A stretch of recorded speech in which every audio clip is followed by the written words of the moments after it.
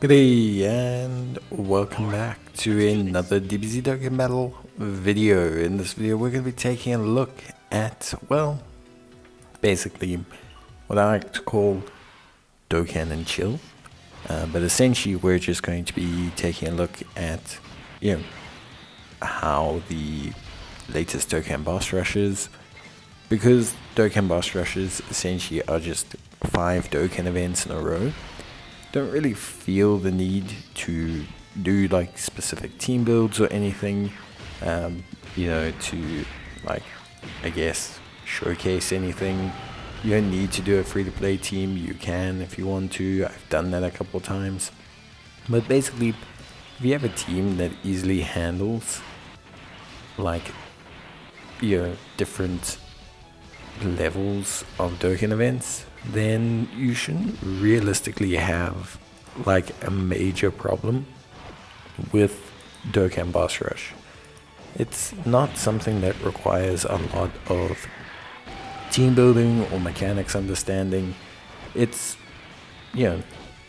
more a way to give us stones and to also obviously reuse some of the fights that they've had before. It's like a way to create content without necessarily needing to create content, if that makes sense. So it's definitely good. I mean, I love them. I think they're cool, and it is always nice to go back and take a look at some of the different Dokkan bosses and everything like that. But yeah, I won't have any team build specifically for this. Sometimes I like to do challenges, other times I don't. Other times I just can't be bothered. This time, kind of just wanted to run, I guess, one of the better teams for the new SS4 Goku.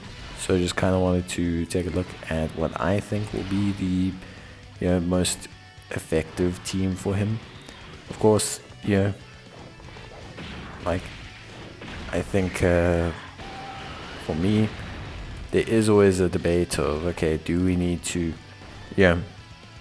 go for like a structured team that has supports, that has tanks, that has this, or you just go for an all defensive lineup, because a lot of people tend to like the all defensive lineups.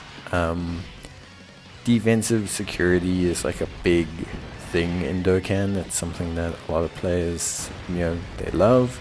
They need to have that defensive security. They don't feel good when they don't have that solid level of like defensive like baseline that they need. So I do understand to a certain extent, some people building teams like this where essentially every unit is tanky to a degree. It's not a bad thing, it's just one of those interesting things, I guess, when it comes to Dokkan and team building and everything like that. I think a lot of people are also influenced by the whole no item philosophy, and I think that plays a very big like component in okay, is this team able to do things no item? Is this team able to like be a force that can do content with like ease, or do content with like out restraint or without any like big issues? So yeah, I think overall for me, a lot of the times I think the YouTube meta determines the Dokkan meta sometimes. And I think like when a new event comes out that's super hard or has a gimmick that makes it hard, like the Corrupted Merge the Master event, etc., I think people tend to like prioritize those events because obviously they're now the hardest, or maybe whatever gimmick they're working off of makes them quite difficult. And I think in that case, people tend to value units based on how they do specifically only in that event. So I think the whole line of team building is affected by so many different variables from outside. I mean, I don't go into Reddit. I've muted a lot of people on Twitter because it is a hellscape. And the times I do go on there, the discussion about whether you can take a unit or use an item is a very like unnecessarily fiery topic. someone will post success with items, most times it is positive commentary, especially if they're like, this is my first run, or this is my first time I've beaten the stage. You always get like the 2 or 3 guys that are like, oh, with an item? It's just a bit weird. It's not something to lose your mind over. I also think the inverse is true. I think people make it seem like it's way worse than it is. Like that no item run people, or the hardcore community of the game, I guess, just basically devalue everything. I don't think that's the case either. I just think there is, I don't know. I think there just is like a divide in the community between people that kind of make the game harder than it has to be intentionally, which is fine. You always have that, that's how we get speedruns of games. That's how we get Soul Level 1 Dark Souls runs and things like that. So yeah, I think like you always need that aspect of the community, but it's just like sometimes I think when those communities bleed together, I think it can infringe on people. I mean, when you start having people who post their successful runs getting lambasted or criticized or things like that, I think that's where you need to, as a community, kind of draw the line. And yeah, I think that's just like, I don't know. I think there does need to be some kind of like metric upon which we divide the community, or way in which we divide the community, or not divide, but like you don't want, like for me, Dokkan's a game about collecting units. Like if someone wants to build a full future Gohan team, let them build a full future Gohan team. Even if they're not going to beat every event in the game, let them do it. But you can't do that so well on social media without getting instantly critiqued. And I think takes out a lot of fun. I remember when I first started Dokkan, and I didn't go on to I didn't go on to anything to figure out how to play the game.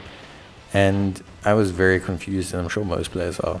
You get very confused as to why some rando SSR tech Krillin is better than like your int R Beerus.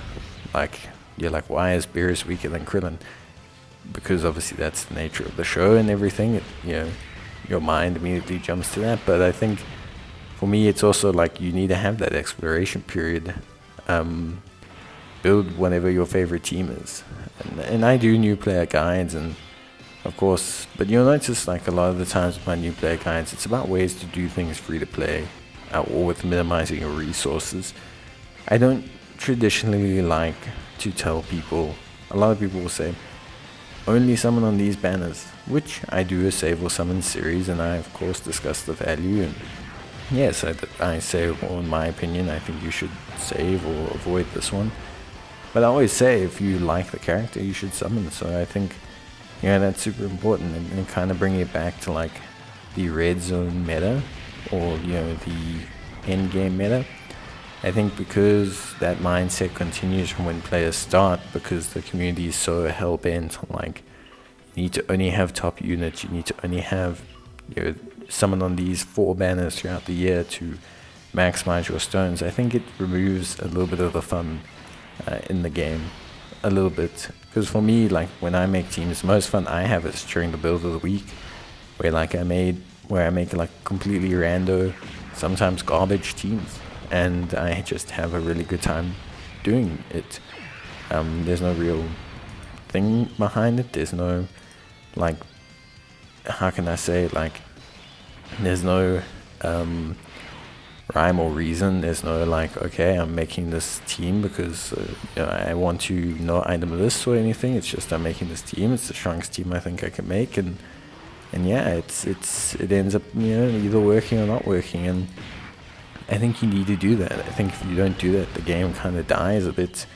If I wasn't changing teams or switching things up or trying out different stuff all the time, I think I would be way more bored of the game than where I probably would be if I wasn't. I don't know. It's just for me, there's like this just this kind of spectrum of like, okay, are we